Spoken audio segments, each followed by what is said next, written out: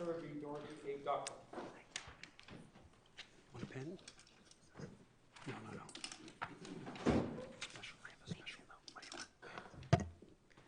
Good morning, Your Honors. My name is Peter Alessio. I represent Joseph W. Doktor in this particular matter. This was a matter that went to trial in the Berkshire Probate and Family Court, and at the time of that trial, Mr. Doktor was 69 years old, and Ms. Doktor, Dorothy A. Doktor, was 68 years old.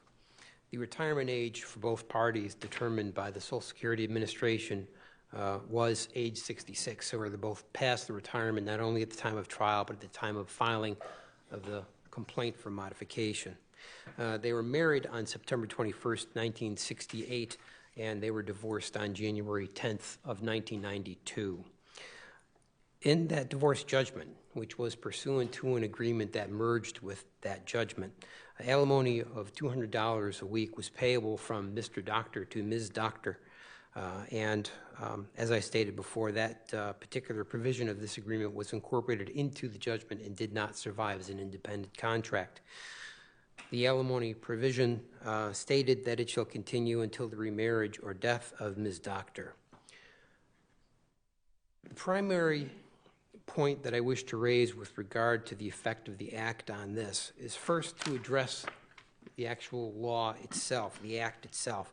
And basically, what I would ask this Court to find is that the first sentence of the second paragraph of Section 4B of Chapter 124 of the Acts of 2011, the formal name for the Act as we've been referring to it here, is that existing alimony awards are deemed to be general term alimony. And if the legislature, first off, did not intend that the Alimony Reform Act apply to previous alimony judgments, then why does this language exist at all? That's one of the points I wish to raise with regard to statutory construction. That very same question is raised by the language of Section 4A of the Act, which talks about how the Act shall operate prospectively with the exceptions, and again, that have already been discussed in the companion cases. There's alimony judgments entered shall term before March 1st, 2012, shall terminate only under such judgments under a subsequent modification or as otherwise provided for in this Act. And as has been emphasized by prior speakers, I believe that language at the end, as otherwise provided for in this Act, is very important to analyzing these cases. The same type of language we find, or the same type of interpretation that this must apply to judgments in existence prior to its enactment, is found with regard to Chapter 208, Section 49F2, and the subparagraphs that are under 1 and 2. Those talk about the provisions that must be invoked by someone who is seeking to maintain an extension of alimony in the face of evidence that there is a retirement. More specifically, what the legislature has created for us here is that someone who has reached the age of retirement, which in this case was 66, can then bring a complaint for modification in the appropriate court and prove the fact of the retirement, the fact of the retirement age.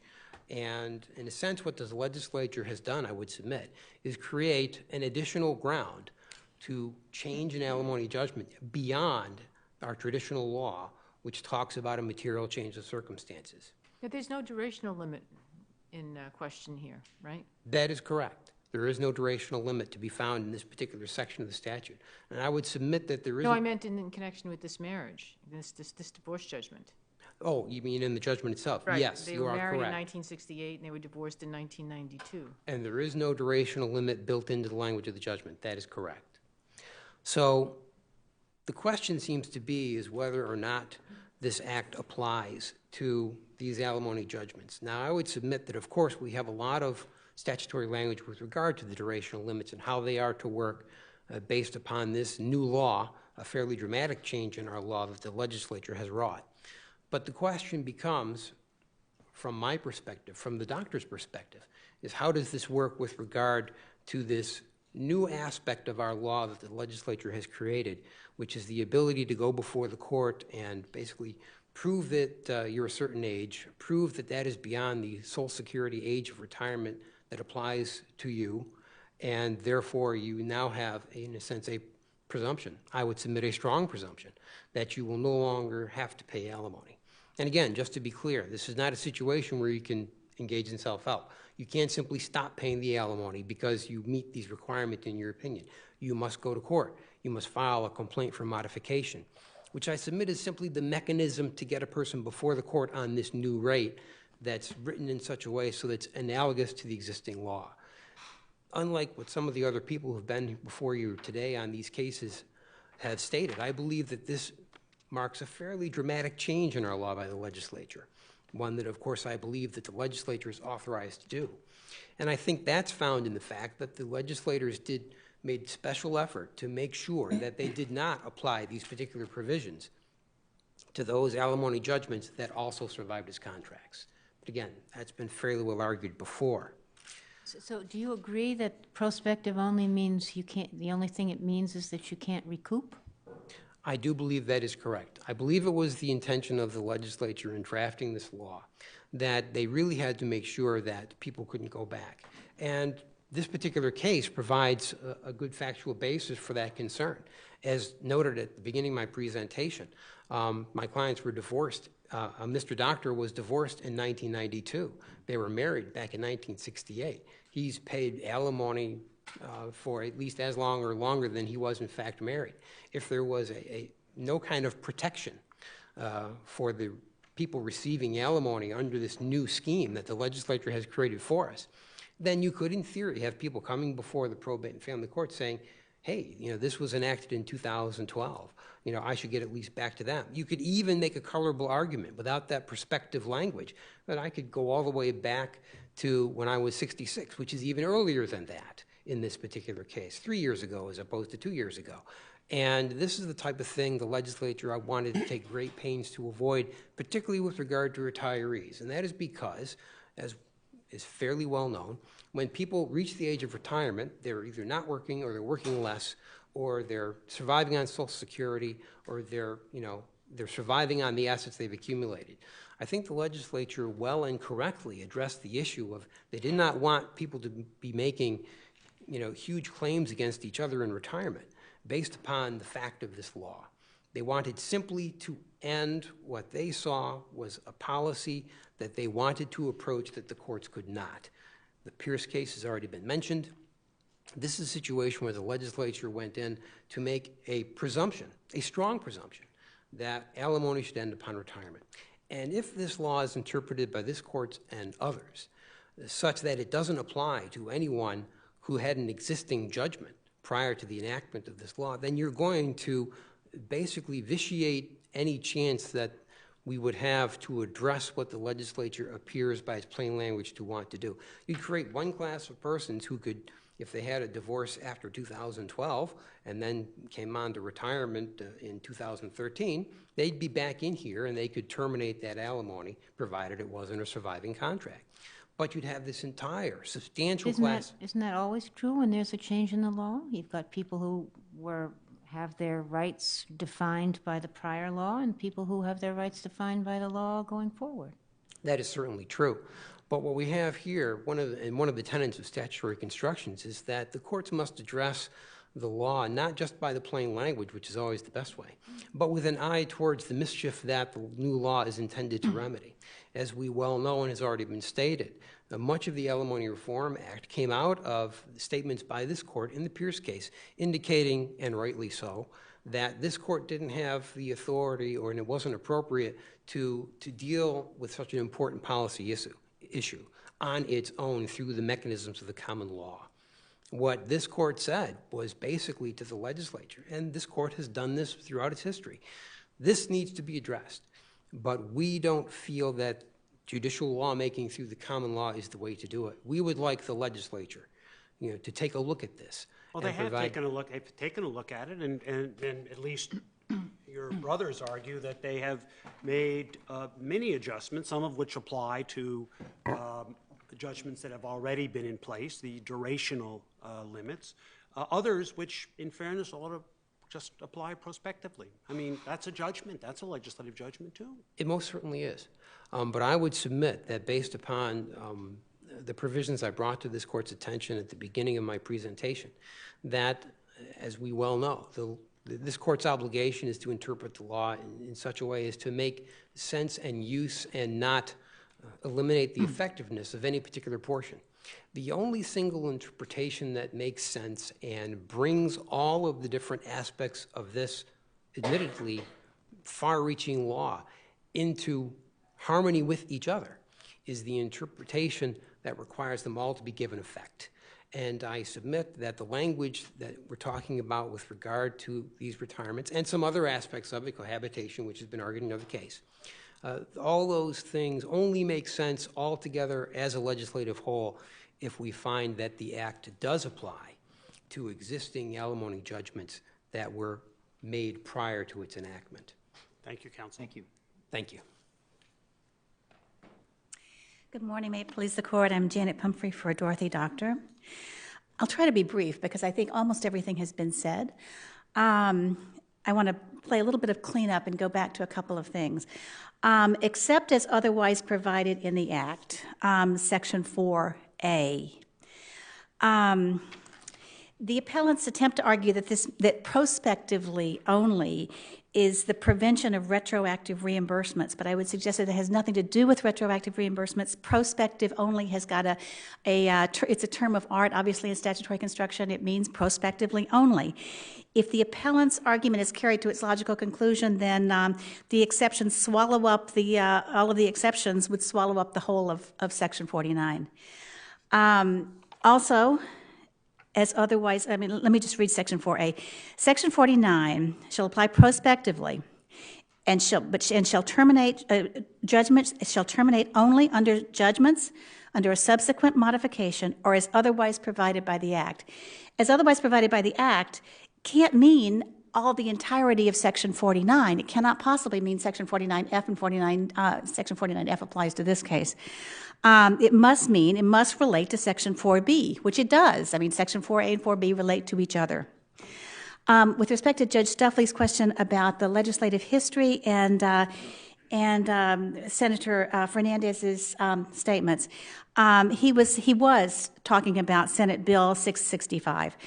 The same words are there. The section numbers are a little bit different. That's Section 2F3, and then you go down to Section 7, which is modifications, and the language is almost identical. Enactment of this section shall not be deemed a material change of circumstance that warrants modification of the amount of existing alimony judgments. Section B. Enactment shall be deemed a material change of circumstance enactment only that exceeds durational limits. So the gist of it is there. It's just that the section numbers changed and the wording changed just a little bit. I'm happy to provide this, the actual printout of this, the earlier sections if you need it. A little bit of background with respect to Mr. and Mrs. Doktor. They've been married for 23 years. They've been divorced for 23 years. Mr. Doktor filed a complaint for modification in 2000. During the pendency of that complaint, he retired at age 57, and he added a count of retirement. That was not allowed then. The parties have stipulated that the husband has the ability to pay alimony. The court found no material change of circumstance, and that the wife continues to need alimony. Mrs. Doktor is currently 69 years old. She was a stay-at-home mother and hasn't really worked for all purposes for 40 years. She has been diagnosed with an autoimmune disease. I'm going to try and hit a couple of other points that people have not discussed at length. One is this Act affects a substantive right. This argument was made in the Rodman appellee's brief. Only statutes that affect procedure are applied retroactively.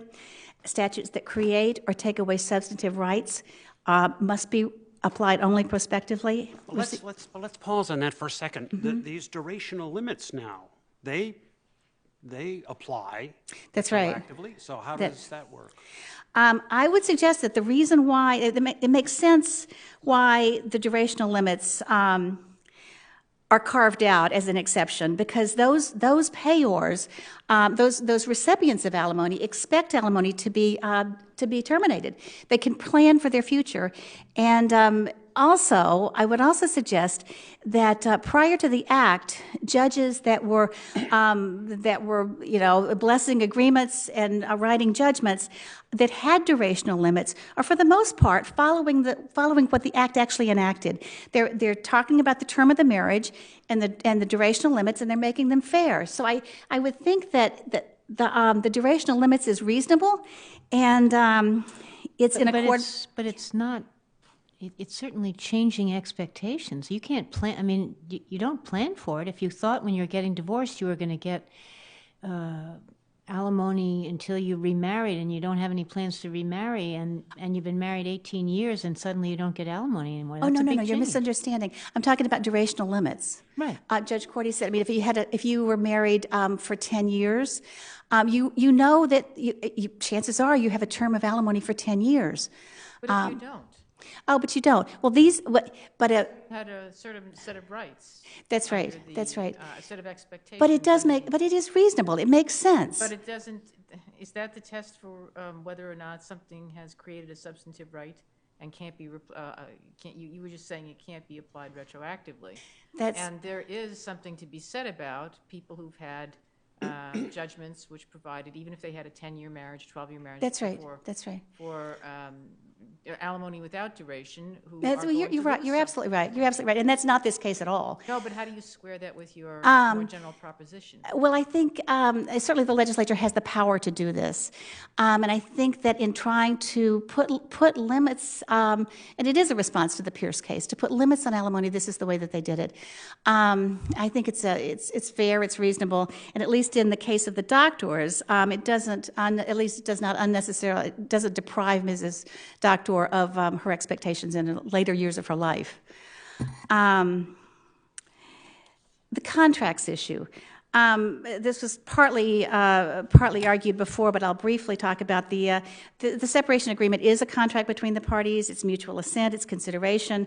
In this contract, Mr. Doctor did not negotiate for retirement. If he had so negotiated as a condition contingency, then it would have affected the property division. It could have affected what Mrs. Doctor asked for in alimony, and none of that happened. But what is the effect of the separation agreement merging into the judgment? Doesn't that make it subject to modification, even though the parties haven't agreed to modification? It does. My point was not that it doesn't. Obviously, it merges into the judgment. Obviously, it's modifiable on a material change of circumstance. But it is, and it's no longer a contract. And it's no longer a contract. It merges into the judgment. But the intent of the parties is what I'm trying to get to. The intent of the parties was. The contract was the agreement, and it merged into the judgment. It was a part of the judgment. I'm only trying to get to the intent of the parties. And the intent of the parties, had he negotiated for a contingency of retirement, it would have been perhaps a different outcome in terms of the judgment, in terms of the contract. With respect to public policy, from a public policy point of view, that what the appellants are suggesting would undermine the security of thousands of alimony recipients. They're all long-term marriages. They're in their later years. They were divorced long ago. They have relied upon indefinite alimony, and many are unemployable at this point. And it's just fundamentally unfair to suddenly change the terms of the agreement that was long ago negotiated by just because the husband is tired of paying alimony, and the statute changed. Had Mrs. Doctor known that the obligation would be terminated, she could have negotiated a greater portion of the marital estate, which she cannot go back now and change. And had she known the obligation would be terminated, then she could have managed her finances differently, and she didn't. This is the basis of the bargain, and this is the court just should not pull the rug out from under such people. To interpret the Alimony Reform Act as allowing an unexpected and unplanned termination without proof of material change of circumstance on the mere basis of a new statute is, first of all, it's completely contrary to the statutory language, which is clear. I think that's been argued before. The statute applies only prospectively, and the only way to go back into court without a material change of circumstance is under the durational limit section. Number two, it's contrary to the intent of the legislature. it's contrary to public policy because it fundamentally is unfair that without warning, a person who's 69 years old, who hasn't worked in 40 years, who's been divorced for as long as she's been married, and there are no changes, no material changes to circumstances, and the husband still has the ability to pay. And I would suggest that that's the only fair interpretation of the statute, and I suggest that's the one that the court should adopt. Thank you. Thank you, Counsel.